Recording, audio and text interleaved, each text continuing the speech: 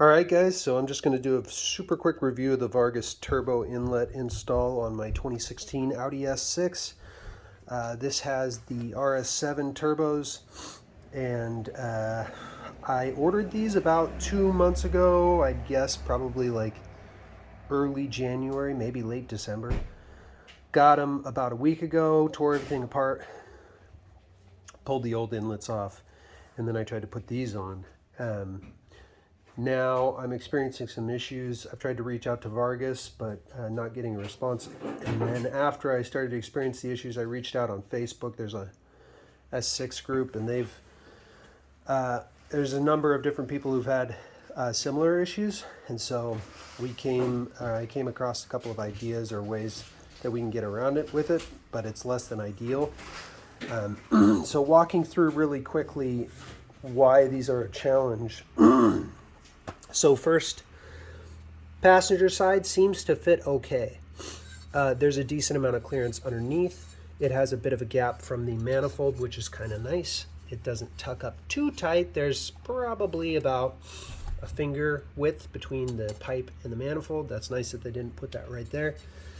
On the passenger side, however, to get these bolts to line up, there's two of them. There's one all the way underneath. You probably can't really see it, but to get these to line up, you have to clock the turbo. To clock the turbo, you have to loosen these 6 bolts. There's one, and then the hardest one to get to is all the way down there. It was a real joy. I ended up going through 3 different wrenches, and I found one that works. Strangely, it's a 5/16. The 8mm didn't do it.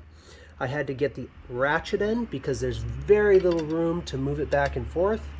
And so if I couldn't get it on, I would just click it one way to the left, try again, and then basically doing a lot of this, like maybe 2-degree turns, and then eventually I got it loosened up. Once you loosen all of those, then you can clock the turbo. That basically means you're rotating the compressor housing. That looks like this. See, now it moves a little bit. I got that. Great. Got the bolts to line up. And the main reason is, otherwise you're going to see this interfere with this sensor here. It just won't go in. You can't line it up properly. I get them clocked. I get these things set in there.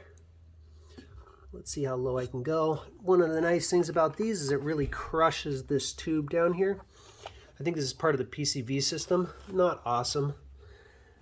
It's really compressed pretty heavily. I just don't like them. So anyways, I rotate this all the way down, and you can see in there, there's still a little bit of a gap between, let me move my light. There's still a little bit of a gap between the inlet and the turbo housing. I guess you can't really see it here. Maybe a little bit. Yeah, you can kind of see it there. Not awesome. So I'm going to be leaking or sucking in air past the intakes if there is any seal gap. You don't want that. You don't want to be sucking in dirt and crap into your turbos. So that has to butt up perfectly flush, much like how this passenger side one does. So in order to do that, I'm basically going to have to crush this pipe down so that I can move it further that way, so that it then lines up against this side of that ring.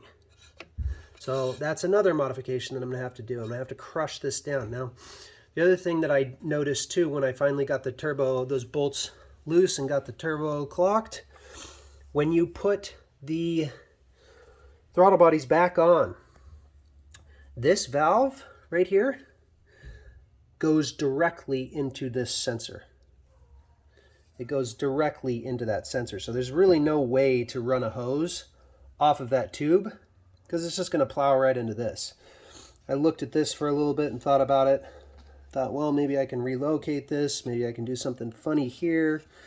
Maybe, I thought about this for a little while. Maybe moving these things around. But after a little bit of research, it seems like everybody's running open atmosphere who have the Vargas turbos or Vargas inlets because they have the same fucking issue. Excuse my language. However, anyways, Tried to reach out to Vargas a few times, crickets, not getting any sort of a response back, but I'm letting people know what is involved. Realistically, if you decide to go with these, you might save $200 or $300.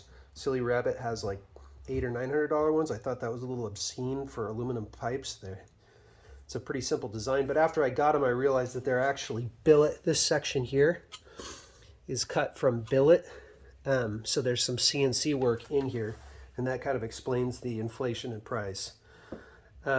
Anyways, saved about $300. Car's been off the road for about a week. Spent about $60 in different wrenches trying to get that clock down. Now I didn't order it with inlets. I had the CTS intakes, and these are 3-inch.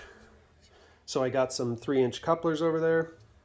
I'm going to chop these a little bit shorter and then use the CTS intakes on top of it. Not for any other reason than I already had the CTS intakes. They're cheap. I can't really sell them for much money because you don't make much power with CTS intakes alone. So I just decided I was going to chop those up. Save money on filter purchases from the Vargas inlets, and I didn't really like their filter design. And so that's where I'm at. So now I've got to run back to Home Depot, see if I can find some sort of a cap.